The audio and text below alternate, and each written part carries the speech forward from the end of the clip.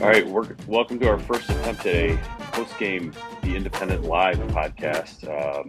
Matt is a couple doors down from me in the Notre Dame press box, atop after Notre Dame's 17-14 loss to Ohio State. That had a lot of everything, not a little of everything. It felt like a night where I went into it thinking, like, am I going to be writing an oral history of this 10 years from now? I might. Matt, that was just a wild, incredible game. It's hard to make sense of it. You cover a game like this, Pete, where it's so close, it's so tense. There are dozens of plays through the first through third quarters that you have circled as potential game-changing moments and penalties and you name it. And then you get a finish like that, which alone will probably take up this entire podcast, will probably take up every question we get from fans, will probably take up all the talk around this team, at least for this week. And if they lose to Duke for weeks on end, we went into this, first off, unbelievable atmosphere, loudest I've ever heard this place. Yeah. Awesome environment, like just a great college football scene. Like, everyone take a bow. This was great.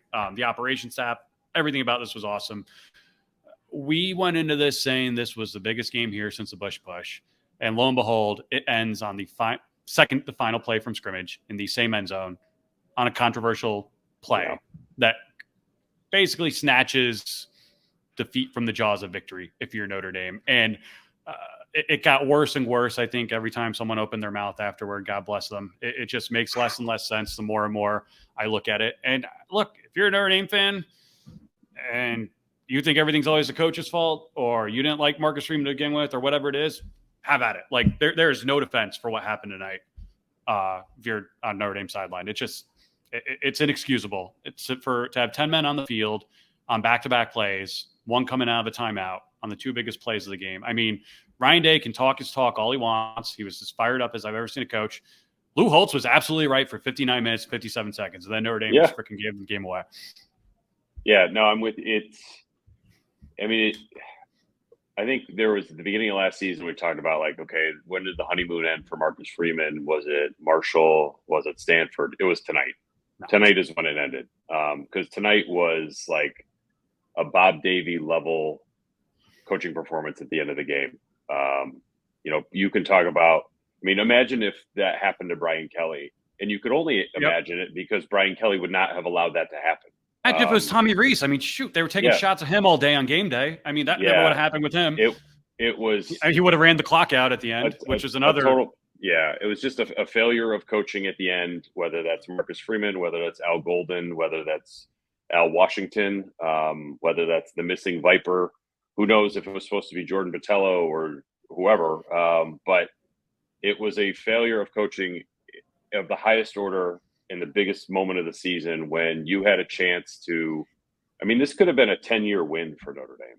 Like, this is a win that carries your program for a long, long time, whether that is recruiting or donations or just sort of like national buzz about who you are. Never mind the fact that it carries you through this season where you're now a top 5 team. You have the best win in college football if you're Notre Dame. And instead, your head coach, who I think has been embraced by the fan base, is sort of kind of just laid bare, not having control of the situation at the most important time. That's it. For a head coach to not have 11 guys on the field on defense, 2 plays in a row, and then not be able to really explain it afterwards it's tough. It's hard to come back from that.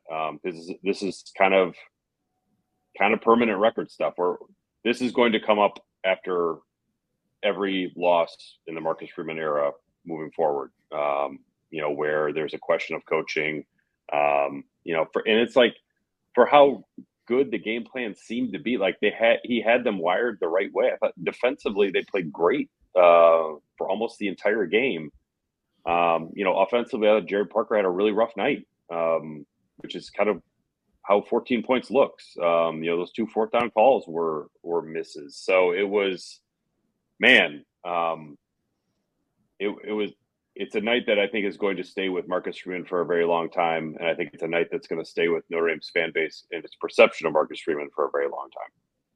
Just looking at everyone walking off the field, it was more shock than dejection, just because. And look, me and you and everyone else covering this game, to give listeners perspective and context. Where we're set up on the field after the game, we're in the end zone opposite where all the drama took place. So no depth perception, nothing. We're kind of going off the scoreboard and crowd feel as much as anything. And just the energy and vibes of that, like they're lining up for the last play. Ohio State freaking throws it on 2nd and goal from the 1. Yeah, I mean that's after you have a 3rd and 19 at the 22. That's Ohio State played every single bad stereotype we've ever had about that program night. They were so beatable. Like that's like the other thing, and I don't want to compare everything to past errors, but like, say Kelly couldn't win the big one, like. He was never really in big ones, like maybe Clemson 15, right? A close loss that they probably should have won or could have won. But like Notre Dame looked like the better team on the field for 59 minutes, not by like a substantial amount, but it wasn't like, oh my God, they're going to do this. They're going to do this. They kind of shot themselves in the foot with a missed field goal. They were down 10-0. They righted the ship. For like people see Lauren and people with their. I thought it was a hell of a football game. No turnovers on either side. 2 really good defenses. Say what about Kyle McCord. He's a tough son of a bitch. He was under pressure all night and never really rattled. I think he got sacked just once. Hartman too for that purpose. But I mean, I loved how both teams went for it on 4th down pretty much every time. I hated the play calls on every single 4th down call. Whether it was a rollout with Hartman on 4th and 1, Ohio State throwing it from 4th and goal at the 1 when they had run the ball down to the 1 on consecutive plays, I believe. When Notre Dame stops Ohio State on the 4th down on Ohio State's penultimate drive, and like we're down there, I'm thinking the game's over at that point. You're thinking this is like when Marcus Freeman talks about us being an offense line, defense line program. This is where you prove that. You run the clock out with 4 minutes left or whatever it was. And calling a screen pass on 2nd and 15, I just can't understand that. Freeman afterwards said, I told him playing, play to win, don't play just not to lose. I get that mentality. I don't understand that play call. Like I thought it was almost picked off. Yeah, it was almost picked off. Yeah.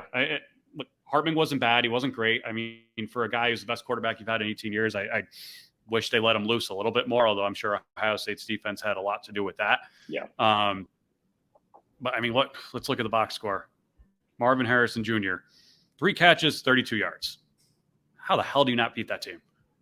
I mean, it just Henderson 14 for 104, pretty much all on that 61-yard touchdown. That was a break. Kyle McCord at 21 and 37. It was a very high-level football game. It was a great football game. Notre Dame not dominated. They won time possession by almost 10 minutes, which is significant. There's no excuse for them to lose this game and to get literally at the hands of the coaching staff, because that's it. Like you got 10 guys against 11. I don't care if it's the JV versus the varsity. I don't care what it is. And they still almost stopped him on that play. We were watching that replay and we're still not sure. Was he down? Was he not?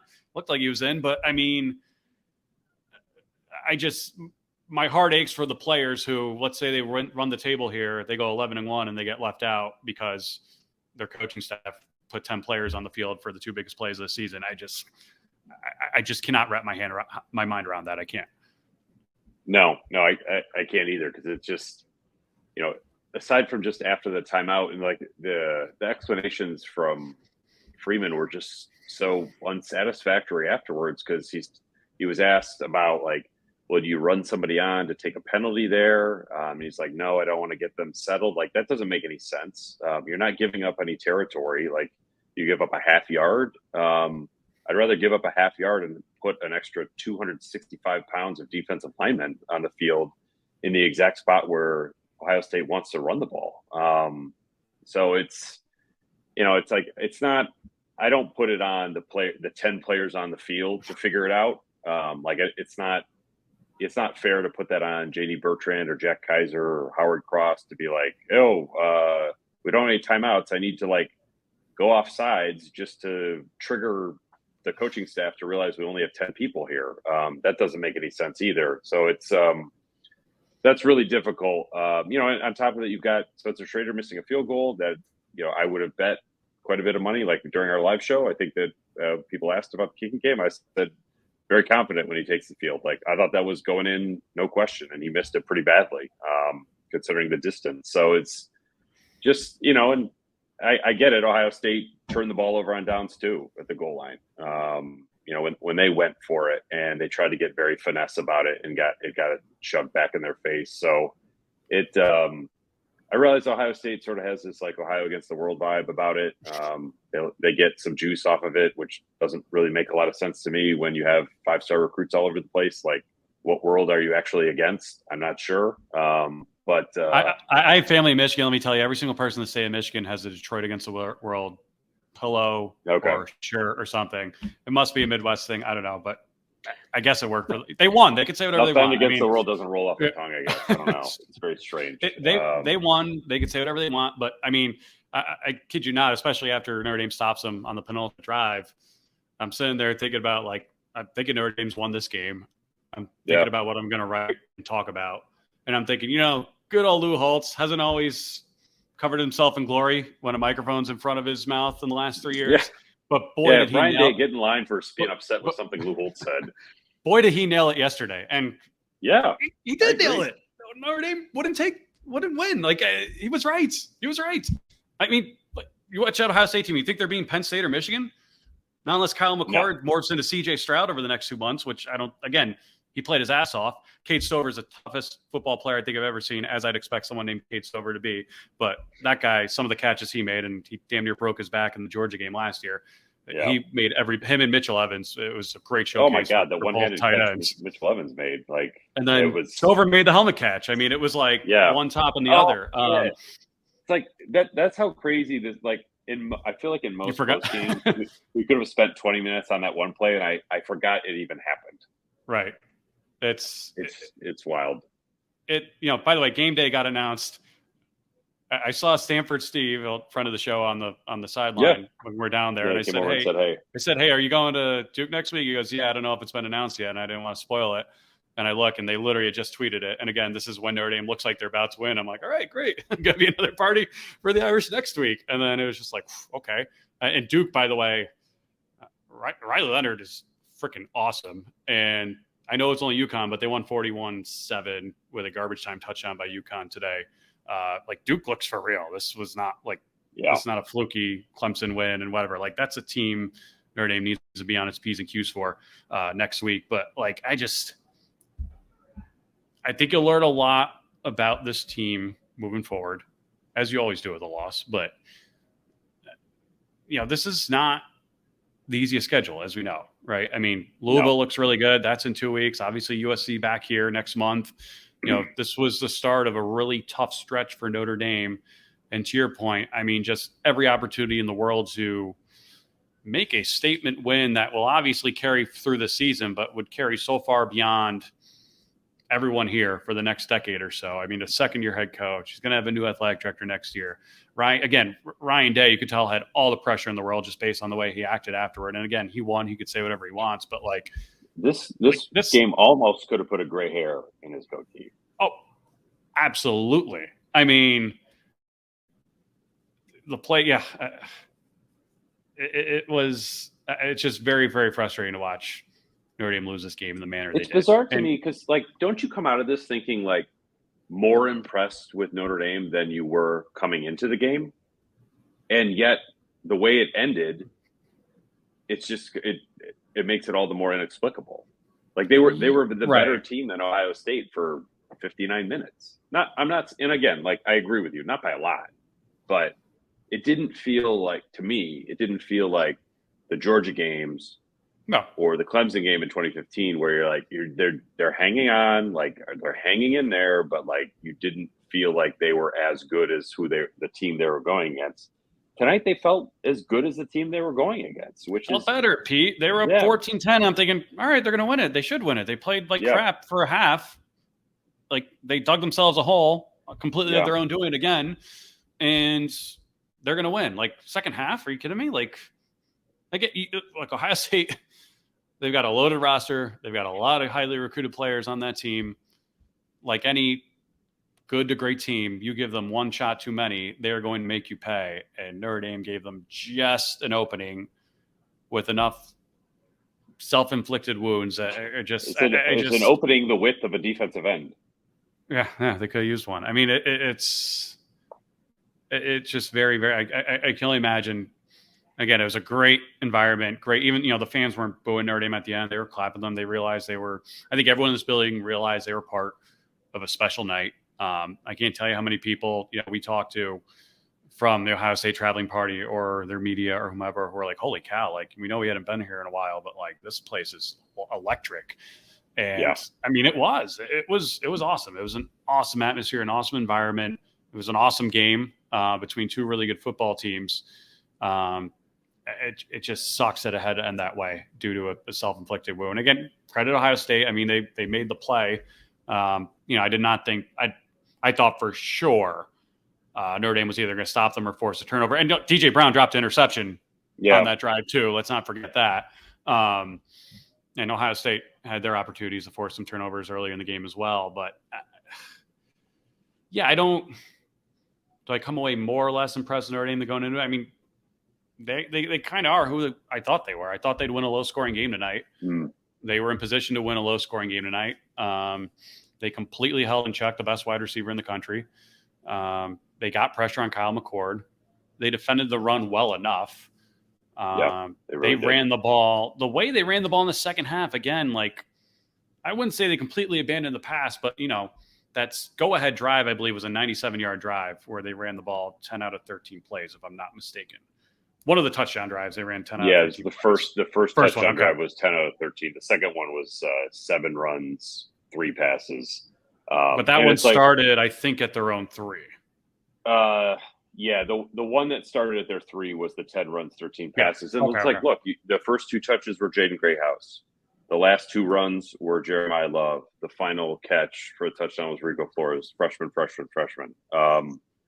So that's like another thing where you're just like, there's reason to be very optimistic about it. Like, it's like you look at Notre Dame and think, all right, this is at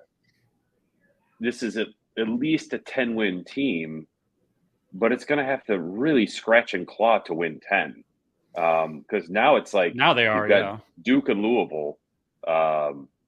You're clearly better than both, but it's on the road. Weird stuff happens.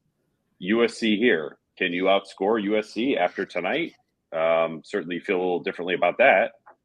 Going to Clemson. Clemson was better today than I would have expected, even in a loss. Talk about a team that shot themselves in the foot. So it's just like I feel like Notre Dame feels like it should be a 10-win team. It's going to have a hard time winning 10. And that for the 1 year that you have a quarterback like Sam Hartman is just got to. That would be incredibly disappointing if they weren't able to sort of right the ship after this. And this will be a difficult one to come back from, I think. I don't say this like because I think this or to start anything. Do you think Sam Hartman was the best quarterback on the field tonight? I think it's debatable. I don't think it showed that way.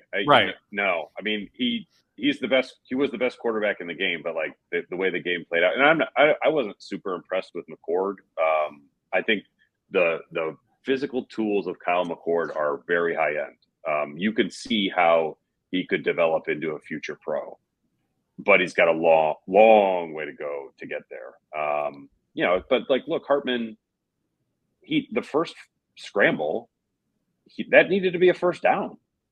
I know he was like where he got hit on the right sideline that got reviewed and then moved back, and then it ended up being a turnover on downs. Like, you just have to get that. And he was sort of sarcastic in his answer to a question about that afterwards. But like, I don't really know what to say about that. That's like if Kyle McCord did that, we would chalk that up to youth. Sam Hartman did that, and we're just like, well, I'm not really sure what to make of it. I didn't like the play call there. And then the second drive, the last 2 passes should have been picked. First one, he completely misfired on a pass to the right, number 1 on Ohio State. Was out of position to pick it, but it should have been picked.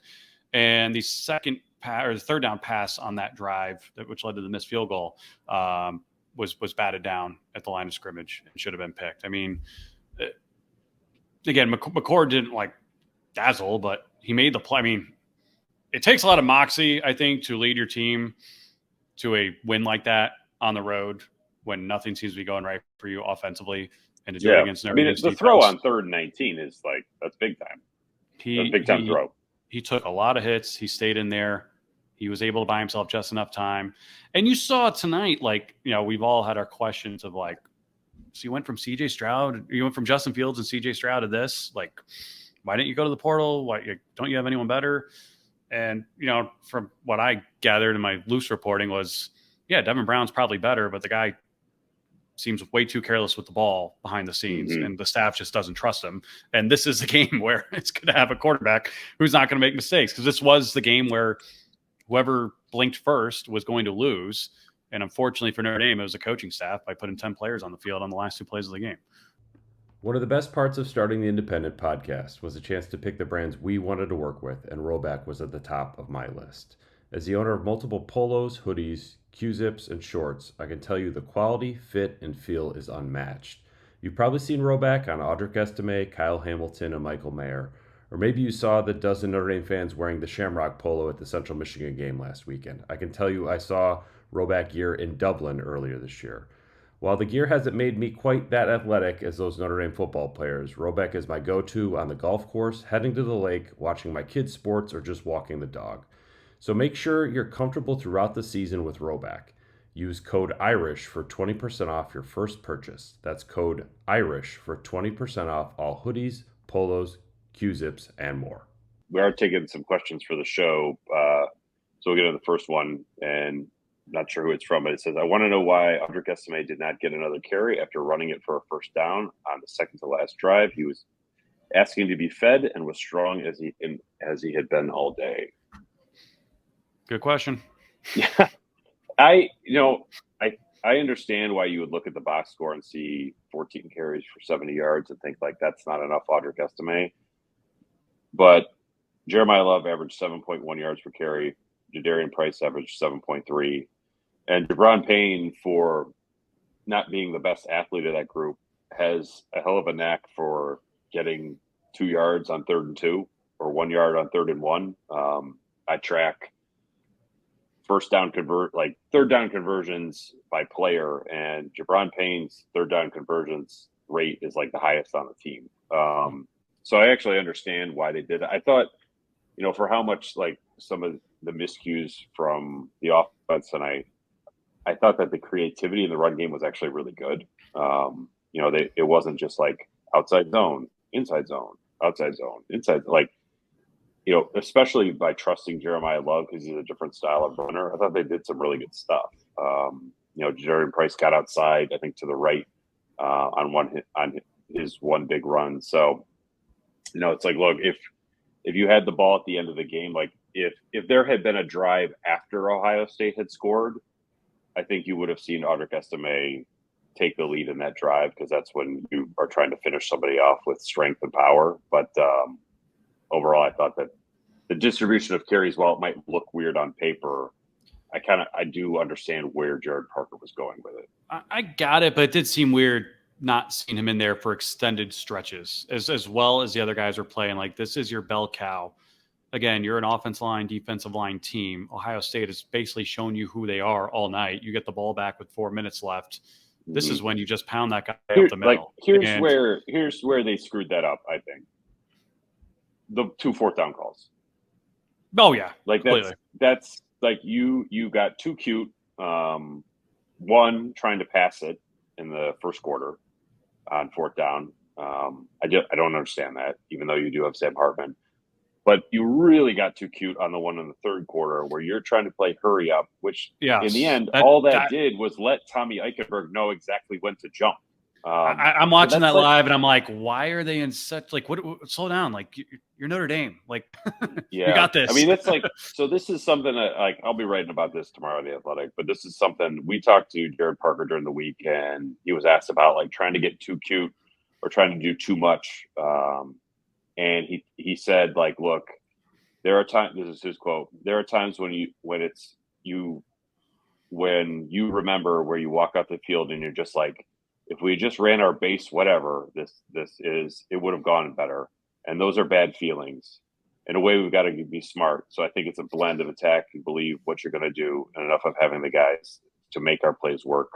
But it's, the fact that he already talked about like what happens when you get too cute or you outthink yourself or out-scheme yourself. Like, to me, that's what happened in those two moments. Notre Dame didn't play to its biggest strength because they thought they could find something smarter, and ultimately it blew up both times. Didn't understand it on those two plays alone. I didn't understand it within the context of the game where, again, it's not like Ohio State's defense had a lot to do with this. So I'm not like saying taking away from them, but like, it's not like Notre Dame played like they have a 6-year potential All-American quarterback tonight. Like, they ran the ball a lot, except in key situations, which is what makes it doubly frustrating, if you ask me. Like, I have a hard time understanding that. We talked about this earlier. You watch this game and you come out saying, yeah, Notre Dame's, they'll probably have to scratch and claw to get to 10 wins now because this was one that they should have won and that would have taken them a long way. And not to turn this into a larger conversation, but like, this is when Freeman got hired and when the playoff got announced expanding to 12. I said, this is going to be the best thing ever for Notre Dame because Freeman's going to recruit better than Kelly did. Who knows if he'll win as many games as he did, but when there are 12 teams in there, you can lose one, maybe even two at Notre Dame, and you're still going to get in. And when you get in those battles against big teams like Ohio State in the playoff, you're going to have the horses to win some of those games. And tonight was kind of validating in that regard, in the wrong way. Again, like 11-1 Notre Dame. Will they make the playoff? Will they not? We've seen Notre Dame teams that didn't and that probably wouldn't. I think it takes a lot. Again, who knows what the hell is going to happen elsewhere throughout the rest of the season. But, not being in a conference for a 4-team playoff hurts you because the conference champion is going to get the benefit of the doubt. Notre Dame will never get the benefit of the doubt. And again, it would be a shame if it came down to 11-1 Notre Dame being left out because of this game. But in the future, like it's you're laughing at the comment. I assume that just came. Okay. That's what I thought too. I thought maybe you're laughing at me, but I saw the same thing. In the future, like, this loss is devastating, but not as devastating. Not to minimize it, if that makes sense. Like, it's not like your season's over. Like, now they can win out. It would have been less devastating if they had lost 24-17. Mm-hmm. The way that you lost makes it extra devastating because you were right. There will be games where you don't play very well and you lose by 10 points because you didn't play very well. Like, Notre Dame didn't play very well tonight, and they lost by 3 to Ohio State. That's insane to me that happened. But I don't know if I'd say they didn't play well. I mean, they played to the game. Like, this was that. It's like saying Ohio State didn't play well against Notre Dame last year. It's like, well, if you watch the way that game flowed, they played the game that was presented to them. The approach that Notre Dame had was the right one. The way that they were wired and they took the field was correct. The environment was awesome, like you said. They did a lot of things really well tonight, but then they lost the moments of the game. Like, I don't know how many plays were in this game. Total plays, there were 129 plays in this game. Notre Dame played winning football probably for like 124 of them. But the 5 that they didn't were devastating. It wasn't, and it's like, it's one thing, like, when you give up the 65-yard run to Travion Henderson, like, that happens in a football game. Sometimes they block it better than you can tackle it. Sometimes you miss a tackle. Sometimes Marvin Harrison makes an incredible catch. Like, that's okay. But those 4th down calls on offense were bad. And then the end of the game is inexplicable. So it's that's I think what makes it incredibly difficult for Notre Dame to process. Is like, the game was right there, and all you had to do was do your job, and you would have won it. You didn't. This game required no superhuman effort for Notre Dame to win it. Which, like, in the past against Ohio State, you're thinking, like, last year, like, that game required superhuman effort for Notre Dame. This required superhuman choking at the most important point of the game. Like there's Counting no other to way 11. around it. Like I can't. You had to count to 11. I don't want to be harsh on these guys because they're all very nice, and Freeman is as empty as his answer was. Like he's as again, to compare him to his predecessor, he handles these things a lot better with the camera in his face than most do.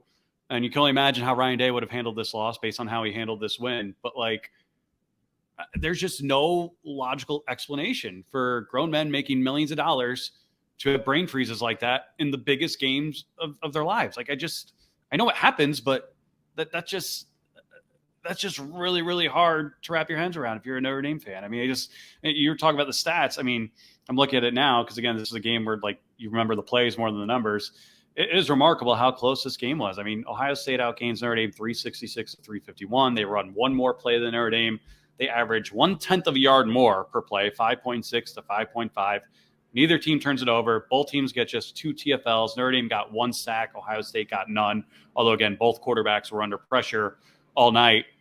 The one difference, of course, Notre Dame ran the ball 39 times, threw it 25. Ohio State ran the ball 27 times, threw it 38 times. That's because Ohio State's a little bit more of a finesse team, Matt, which perhaps leads us into the question from Rick. Why was Ryan Day so insecure about the comments made by an 86-year-old man? Rick, that's a great question. Again, Ryan Day's got the job and the record that everyone outside of Kirby Smart would kill for right now. And yet it's a fair question based on his posting comments. You go back to 2 years ago when he loses to Michigan, and Jim Harbaugh just hit the nerve of all nerves when he said some people are born on third base and act like they hit a triple. And because it's Jim Harbaugh, and because it's Michigan, and because it's a game, like that's your label. And you are going to wear that label until you beat Michigan or win a big game. And instead, you spend the whole year prepping for Michigan, get smoked by them in your backyard. And even like last year, I was in the Ohio State postgame and I didn't see the clips. I saw the NBC clip tonight. I did not. Even my mother texted me, stayed up watching, said, "Man, that Ohio State coach seemed really pumped. What the hell did Lou Holtz say to grind his gears?" I was in the postgame last year for the Ohio State game, and he had a theme to that press conference, which was, we wanted to prove we were more than a finesse team. We wanted to out physical Notre Dame. We wanted to know we couldn't just score our way out of problems all the time. It was almost they did, but it was like, okay. Like I remember by the end of the year, I was covering their game at Northwestern where they won 21-7. Northwestern won one game last year. It was terrible. And the weather was terrible, but they had trouble running the ball against Northwestern. That was a November game. And I remember turning to, I think it was Doug Lesmerises who covers the team. And I'm like, how are they going to beat Michigan if they can't run the ball? And he's like, if I'm them, why are they even trying? Like, you've got the best receivers in the country. You've got the best quarterback in the country. Just play your game. Stop trying to prove something that you're not. Like, it's not going to get you anywhere. And even like, I felt as good as you could possibly feel about a defense in the position Notre Dame's was in once Ohio State got into like whatever it was, the 1 yard line. Like, there's so much more pressure on Ohio State in that situation because of the way this game played, because of what happened, that like I genuinely thought, and then I see them line up in shotgun on the final play. Like I knew they were going to throw on first down. That was the most predictable thing in the world. I genuinely thought Notre Dame would stop them, which, you don't feel that way about a defense in that situation 9 times out of 10, but because like Ohio State can't just beat you over the top or run some crazy play with their crazy talent at skill, and they got to actually earn it. I'm like, here we go. This is Notre Dame's ball. Roll your sleeves up, punch them in the mouth, and finish the game off the way you have forever. And shit, if they had 11 players on the field, they probably would have. Yeah, that's right. I don't think Ohio State was prepared to score against Notre Dame with 11 men on the field. And that it's they barely did. Because they barely did. Yeah, they did. Yeah, they ran right over a hole where Notre Dame was missing a player and scored by an inch. It's not Ohio State is not a tough team in the way that Ryan Day thinks that they are. If they had to play Michigan next week, I think it would look exactly like it did last year or the year before. But again, that's for Notre Dame. That's like cold comfort because this team was just there to be beaten. This was the Ohio State team you're supposed to take down. Like I think we talked about it in our live show in Chicago, ESQ on Thursday. The days kind of run together, but Thursday, it was Thursday. kind of like a if not now when. Like that's because Ohio State was exactly who you thought they were. Like they were there to be got if you're Notre Dame, and you just couldn't get 11 guys on the field to finish the job, which is it is such a jagged, tough pill to swallow if you're Notre Dame. Yeah, I couldn't agree more. And it heightens everything around them. It heightens up. Again, Duke's a hell of a football team. Like, Notre Dame's favored. I'm sure they're favored if it's out already, and they will be favored, and they should win. But going to College game day, for as much like Notre Dame could not have asked for a better weekend in the lead up to the game, right? Like Pat McAfee shows there. They've got Estime on. They've got Lou on. Freeman, like just a great showcase for Notre Dame. Frankly, especially McAfee there, just a whole new audience, I think. It's like looking at Notre Dame and thinking like, oh, wait, this isn't like this, like a modern, stale, stiff school that I grew up, my parents grew up with. It's like the Notre Dame that, like, if you cover Notre Dame, you sort of knew Notre Dame was trending this way with Marcus Freeman last year, but because they lost the first 2 games of the year, no one was paying attention. Everyone was paying attention this week. No, and it was great. And I think Notre Dame gave a great show of themselves. And yet, next week's game day at Duke. And I don't know, again, when you're the road team, you're not going to be on set as much, if at all, and it's going to be all about Duke. But, like, you don't think they're going to spend a good chunk of that Friday and Saturday questioning Notre Dame and their competence because of the way they just completely gave it away tonight on a I'll say similar stage because they both have game day, but on a bigger stage, like it just does not make sense. And I think they have the talent and the character in that locker room to not let this beat them twice. But, it's a lot easier said than done. It's no question. When you're better than the other team, that's I talked to someone on Indiana staff last week after they lost to Louisville by 7, and we were talking about this, that, and the other. And he said, you know what? Like, we played our ass off against Ohio State. We lost them by 20. I was never prouder of my kids. Like, they did everything humanly possible. Like, we got beat. They're better than us, plain and simple. He's like, Louisville game's going to haunt me because we just played so bad for the first half. And like, it's like those are the ones as coaches that stick with you when you had them. And this is one of those. And Freeman got asked a question similar in nature about, like, did you outplaying them for most of the night make this that much tougher to swallow? And he said he did say, like, all due respect, like, Ohio State played great. They're a great team, but, like, we feel like we beat ourselves in this one, and they did. Yeah. I don't think it's a coaching cliche reach on his part to go that way. This question from David. It wasn't just the ending; it was the consistently bad coaching from the start. You went and got a quarterback, and then didn't let him play quarterback until the end, even though Ohio State was in base defense all game to stop the run. And then you did let him, and you scored. I don't know if it's a question from David as much as a complaint, but I didn't have an issue with how they used Hartman tonight, other than the QB runs, which are both huge issues. But I thought the passing game, quicker, fewer deep shots, focused on Mitchell Evans. I thought it was well put together. Because I don't think Notre Dame was confident going into the game that they could keep Sam Hartman upright if they were taking more deep shots, because I'm not sure they felt or believed they could protect him. I think he averaged 38 passes a game last year for Wake, and he was averaging 23 coming into tonight for Notre Dame.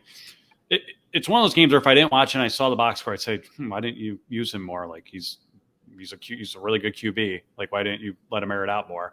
Watching the game and the flow of the game, it was weird, especially in the first half, because they got shut out in the first half. And without looking at the score, just watching the game and feeling the game play out, I'm thinking, this Ohio State defense seems bend but don't break. Like, Notre Dame moved the ball on them pretty fine. Yep. Like, it wasn't electric, it wasn't sexy, but they moved the ball and they just, shot themselves in the foot, whether it was with a missed field goal, 2 missed 4th downs. So they moved the ball pretty effectively, and because of that, like, it's hard to look at that game plan and say it was a failure. Like, they played to their strengths, and they put themselves in position to win the game. Yeah, I mean, it gets back to the point I made earlier. There were 129 plays in the game. I think Notre Dame played 124 of them really well.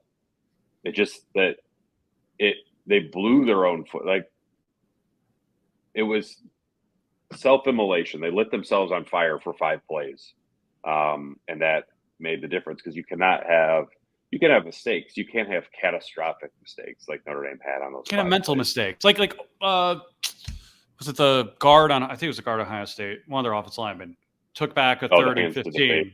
Yeah. No, he took. Well, it was the hands. I mean, wasn't he just beat the living crap out of Jalen Sneed after the play when they completed a 3rd and 15 in the 3rd quarter, and that set Ohio State back. They give the ball up. Notre Dame goes down and scores, and like that was like the one when I'm like, oh, big mistakes are going to decide this game. Like Ohio State's offensive line, pre and post snap penalties. Those are the ones that really get you if you're a fan or a coach. That last offensive drive is going to stick with me even more than that last defensive drive. That was the one that won the game. Like that was screen pass and just not being able to put them away. Yeah, I mean, I turned to one of our colleagues before 2nd down. And was like, they got to run it here, right? They got to run it here. Because like, what happens if they run it there? I realize the game doesn't play out maybe exactly the same way. Ohio State doesn't have the timeout to call after the intentional grounding call. So down to 5 seconds. I forgot about that play, right? I mean, that's talk about a gift from the football gods. I mean, Notre Dame earned that one, but like, it's inexplicable that the number of moments in this game where they had them exactly where they wanted them and then just lit themselves on fire. It's inexplicable to me. I'm trying to think of a game. I'm sure people who listen to this podcast tomorrow with more of a clear head than perhaps either you or I have right now. I can't think of a game like this. No, our old colleague, Andy Staples, who was just recording his podcast, one door over from me, turned to me at the end when it looked like they were going to win and said, what's the biggest win since when? And he said, Oklahoma 2012, right? And I said, yeah, probably, off the top of my head. At least. At least. But again, that we were having that conversation on the field, and we were on the field for the final few plays. So it tells you where our mindset was. Like people from Notre Dame staff are coming up to us, at least they came up to me and said, hey, when they're, if there's a field, and they weren't saying this out of arrogance, they were saying it doing their jobs, preparing, but it was like, hey, if they do storm the field, like just go up to the media room through that tunnel right there. Like, protect yourself. Like there are boundaries that you can obviously break. But like, again, that shows you like, it gives you a feel for like. It felt like it was going to happen. Yeah, it absolutely felt like it was going to happen. Yeah. At no point in my mind, and I don't say this out of an abundance of overconfidence, but at no point in my mind from the time Ohio State got stopped on 4th down on their second to last drive, at no point did I think Notre Dame was losing this game. Yeah. No point. Never even. It never even crossed my mind. I thought, hey, even when they got the ball back, I thought, there hasn't been a turnover yet this game. They're going to get one. They've been getting pressure on McCord all night. He's finally going to cough it up. He damn near did to DJ Brown. And, every great game like this has a couple plays like that you look back on and think, what if? But, I forgot about the grounding penalty when you said that. And, that timeout proved to be very, very big then. I mean, it's hard to look, independent of the coaching on the last 2 plays. There's no shame in not being able to stop someone from the 1 yard line, especially a team as good as Ohio State. Like if they lost with 11 men on the field with that play, we're still saying Notre Dame should have won this game. It's a shame they didn't. But we're saying Ohio State made a play. Yeah, we're saying Ohio State made a play, and they made a number of plays on that final drive that, I don't think anyone looked at this Notre Dame defense coming into the season as this elite group. Like they had a chance to be pretty damn good, and they've proven to be pretty damn good so far. And tonight they were really freaking good for 58 minutes or so. But it wasn't again, I might contradict myself here because I thought they were going to win this game, but that said more I think about Ohio State's offense and Notre Dame's defense. It wasn't like, 2 minutes against this defense, like, good luck. Like, it was all right. They've been doing it all night. They'll probably do it again. That's why you had to run the ball on 2nd down. Yep. Because Kyle McCord was not going to drive it 65 yards or 70 yards or however long they had to go on that. And not only throw it, but to throw it in such a risky play. Yeah, it's like I get why it feels not risky because it's a screen pass, but Sawyer almost had one of those in the first quarter, though. I mean, like, yeah, that's a good those point. Those linemen were in their face. Yeah. They were in Partman's face all night. Regardless, you should have run it. Yes. There's, and I don't want this podcast to end without addressing like the atmosphere, the green-red breakdown that we saw tonight. Because I wrote about it this week. I could not believe the reaction to that story. You're welcome, by the way, for the New York Times. Exactly. Thanks for the New York Times hard copy. Yeah. Yeah. Exactly. I thought that Notre Dame's fan base was outstanding. Like as good a performance from a fan base as I can remember here. Like maybe USC 05. Like I was really, really impressed both how loud it was and how much green was in here. I thought Notre Dame, like, I'm waving my arms and like the whole Notre Dame thing here, like they killed it tonight. Awesome atmosphere in terms of setting up the atmosphere. Loudest crowd I've seen here easily. I thought Ohio State, again, I get why you want to guard against Georgia and reading your story, which was terrific. You certainly saw why there was the potential for that and why you would fear that if you're a Notre Dame fan. I saw a lot more red, I feel like, coming in. I came in relatively late because I didn't have to deal with a whole lot of traffic that way. And I spent some time in the tailgate lots, and I saw a lot more red than maybe I expected coming into this. And look, Ohio State fans are loud and rowdy. Like you heard them loud and clear on big Ohio State plays. But I thought it was, if you don't compare it to like some of the disasters Notre Dame's experienced before, Nebraska and Georgia, and you just look at it as like a giant college football game with one good team visiting another, like, yeah, that's how it should be. Like Ohio you wouldn't have thought anything of it, right? No, but you think, yeah, like Ohio State's right there with Notre Dame, among the biggest fan bases in the country, and they've got a very distinct color. Like they're going to travel in big numbers. It's an easy drive for them. Like it's kind of what you would expect under normal circumstances. Mm-hmm. And again, you heard them. You heard their band. You heard like it's. Yeah, I stayed on and lingered a little bit just to see Ryan Day and the guys come off the field, and I mean there was. The one pocket of visiting fans was not that big. There was enough red scattered throughout, and you really heard it, of course, when they won at the end behind us, not too far from the student section, which, by the way, completely full more than a half hour before kickoff. I don't know if I've ever seen that anywhere. That was awesome. They turned out. It was a great atmosphere all around. I mean, there's you could bottle this up and have it forever. I mean, what's the next home game here? Is it USC? USC. All right. Well, yeah. So that'll be sick too. It won't be as good as this because you see USC all the time. Yeah. I mean, as long as Notre Dame is 6-1, when that 6-1, I got my math right. Is Drew Pine beating USC right now? I don't know what's going on. No, I was saying if Notre Dame was 6-1, right? I know. I'm just saying it. It's 24-21 USC in the third quarter. Go on. Oh my goodness. 35 point spread. Go on. Like Notre Dame absolutely has to win that game. The USC game or this game? Yeah, the USC game. Oh, they have to win that game. I just don't see how the season would feel fulfilling in any way if you lost both your big home games in a year when you have Sam Hartman. Like I think it would be hard to go 10-2 this year at this point. Like let's say they lost to USC and then won the other 5, 6. 6. Yeah. I think you would still feel like, man, that was a playoff team that just spit the bit. 15 is when you said that. 15 when you said that because that was a team that should they have beaten Clemson? Or they were in position to beat Clemson. They didn't show up for a half, and we saw what that Clemson team ended up doing that year.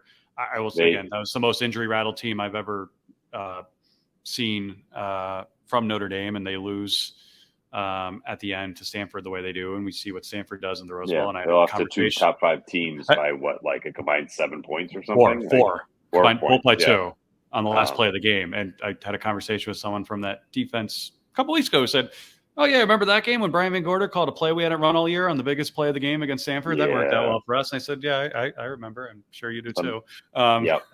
That would fall under the trying to do too much. Yes.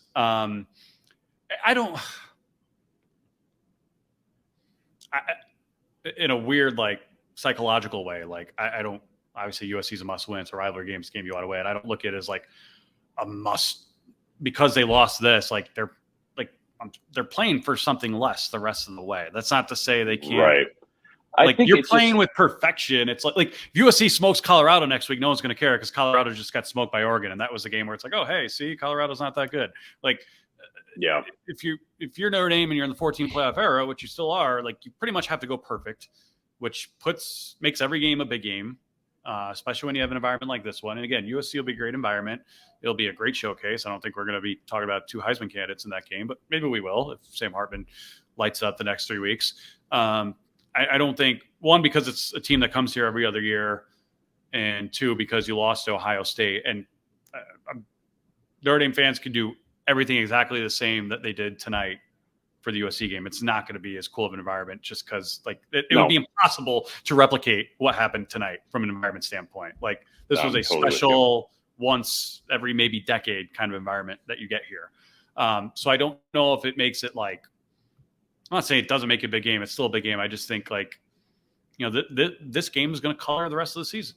It just is. And you said unfulfilling 10-2. I'm trying to think, short of perfect regular seasons, I mean, most non-perfect seasons are unfulfilling. Maybe 2021, 11-1, because we didn't see that coming. I really disagree because I think that 2015, 2021 would be one that felt a little unfulfilling. 2019. Oh no, I'd say 21 was 11-1. I'd say that was fulfilling because we didn't think. I'm thinking 2019. 2019 when they went 10-3, that was unfulfilling. You're just like 11-2. 2006 they went 10-3. It felt very empty, even though it was better than the year before when they went 9-3, and that felt very, like, I think, uplifting for the Notre Dame fan base in 2005. So it's like there are a lot of different vibes and sentiments that come out of, like, how the team plays that are independent of the record. If you beat USC, I said at the beginning of the year, I still feel this way, is that Notre Dame needed to have one loss going to Clemson in November, and then you take your chances down there. That's still very much in play for this team. But bouncing back from this will be very difficult. I don't know if there's anything to be said from the fact that they bounced back from Marshall and bounced back from Stanford fairly impressively last year. We could say that, but if they lost to Stanford, I mean, did they really bounce back from Marshall that well? Yeah, it's a fair point. It's just that they played well the next 2 weeks, UNC and BYU. They did that. They should handle Duke and Louisville. They played terrible against Cal the week before, like, for the first win. Yeah. Yes. So there's a lot, man, there's just a lot out there for Notre Dame still, but, like, a lot to get sorted out. And this is kind of one of those games that's going to leave a mark that doesn't really go away for the coaching staff, not just this season, but for however long the staff is together. So that's my last take on this game, Matt. I'll let you have the last word if you got one. Yeah, no, I'll just echo what you said. I mean, fulfilling, unfulfilling, reasonable minds can differ on that. But I would say 21 was the 11-1 year where they lost Kelly that year, but, like, they overachieved. Like, we didn't. I remember doing the post-game Stanford pod with you, and we were like, they might make the freaking playoff if everything breaks right for them, and they damn near did. That's true. Yeah, good point. Which is pretty crazy, and they would have been doing it with a new head coach. You beat USC at home and the Heisman winner, who looks like he might do it again this year. Like, that's not nothing. You go 11-1, that's not nothing. To bring everything back to the Bush push, this Ohio State team is not that USC dynasty, but I do think this will, like, if Ohio State makes the playoff this year, this will be the game all the national highlight shows show as the turning point, and how they, use this as a building block to then beat Wisconsin and Penn State and Michigan and whoever. And I think that's where it hurts too. It was a big game. There were a lot of implications for both teams. One of these teams escaped here with the win that probably shouldn't, and now they've got everything in the world in front of them. And now if you're Notre Dame, it's just kind of like, what's next? And again, the season's not over. It's not lost. But damned if it doesn't feel that way, I think I'm on Central Time on my computer. No, I'm at Eastern Time. 1:11 Eastern Time. My phone's at 12:11. 1:11 Eastern Time on the 24th of September. It's Sam Hartman said, it's dark, and that's college football sometimes. And I think that kind of best summarizes tonight for Notre Dame. No doubt. All right. Well, we'll leave it there on this live post-game reaction pod that probably covered about 10% of the game because, man, there was a lot to pick apart. But we'll be back next week with another episode of The Independent, looking ahead to Duke and the rest of Notre Dame season. But that's it from early Sunday morning here at Top Notre Dame Stadium after Ohio State's 17-14 win over Notre Dame.